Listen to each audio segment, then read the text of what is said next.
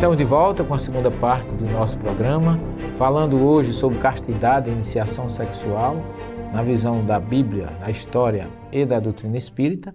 Mas antes eu queria lembrar você que agora fazer um convite especial para você.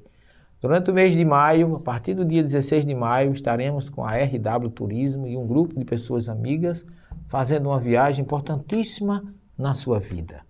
Nós vamos fazer os caminhos de Moisés e os caminhos de Jesus. Do Egito a Israel, fazendo todo o trajeto por onde Moisés levou o povo no Êxodo e depois na própria terra de Jesus, entrando por Eilate até a Alta Galileia, visitando todos os sítios espirituais, todos os locais onde Jesus esteve, e nós contamos com a sua presença, porque nós estaremos guiando o grupo, mostrando, estudando com o grupo durante 18 dias. Será uma viagem inesquecível e importante da sua vida. Entre em contato com a RW Turismo, com a Wanda ou com a Márcia, pelo telefone 3667-3506, não se esqueça, 011, São Paulo, e nós esperamos estar com você nessa viagem importantíssima da sua vida. Vamos viver o passado junto com a história de Moisés e junto com o grande implantador do Evangelho, que foi Jesus, em sua terra natal.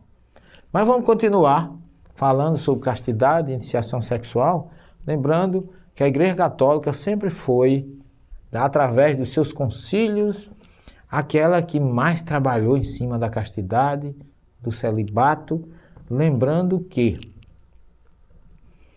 por conta disso, a igreja ainda hoje, nós sabemos, tem amargado algumas perdas, porque a questão da castidade e do celibato são duas coisas bem distintas, eu queria deixar bem claro. O celibato é a abstinência total, é não casar, é não ter companheira, que foi uma criação dos concílios de Santo Agostinho, de Orígenes, dos pais da igreja, que esse processo da criação do celibato começou pelo ano de 366, mais ou menos, terminando no ano 1123, quer dizer, levou quase 1000 anos para se estabelecer essa regra, que acabou sendo um grande prejuízo para a igreja, que hoje nós estamos vendo aí. O novo Papa terá um papel muito importante de repensar essas questões, porque o celibato, a abstinência sexual, criados pela Igreja Católica, através de seus concílios, veio exatamente contrário àquilo que é a questão fisiológica do ser humano. O capítulo 1, versículo 28 do Gênesis, depois da criação do homem, o primeiro mandamento da Bíblia, do Gênesis, é crescer e multiplicai-os. Portanto, o princípio maior, o primeiro mandamento é a multiplicação da espécie. E a igreja enveredou no caminho inverso.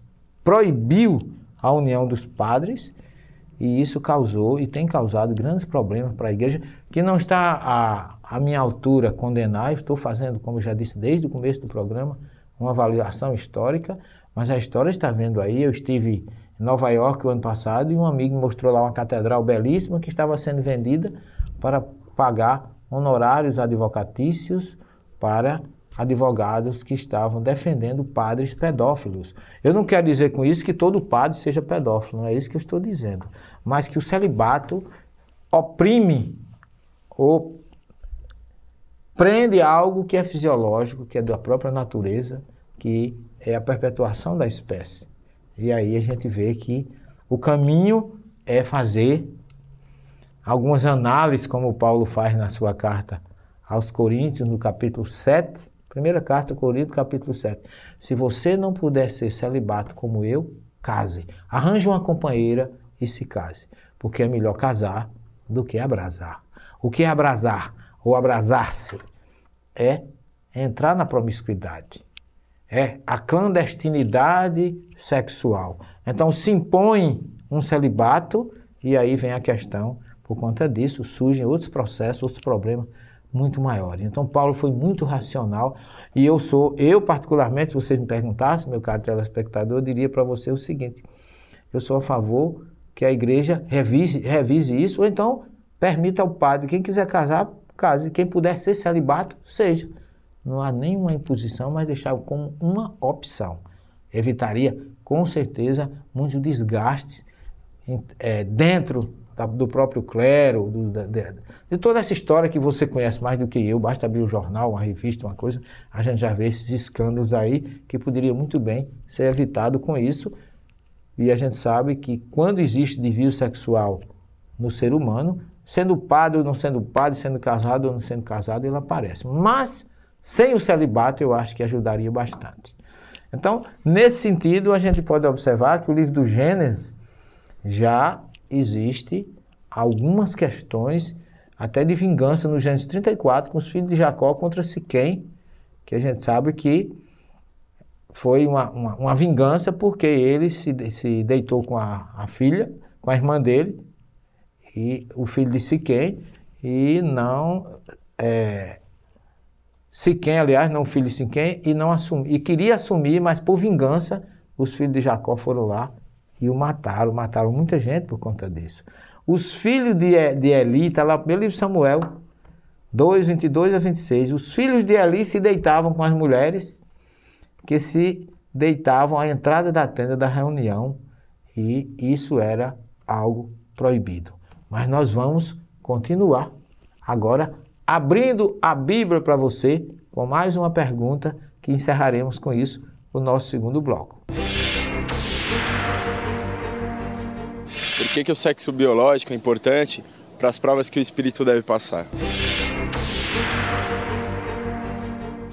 Muito boa pergunta, porque a prova ou a escolha do sexo biológico faz com que o espírito possa saudar débitos do passado, reconciliar-se com os entes, com os adversários e assim promover a sua evolução. Como é que eu explico isso?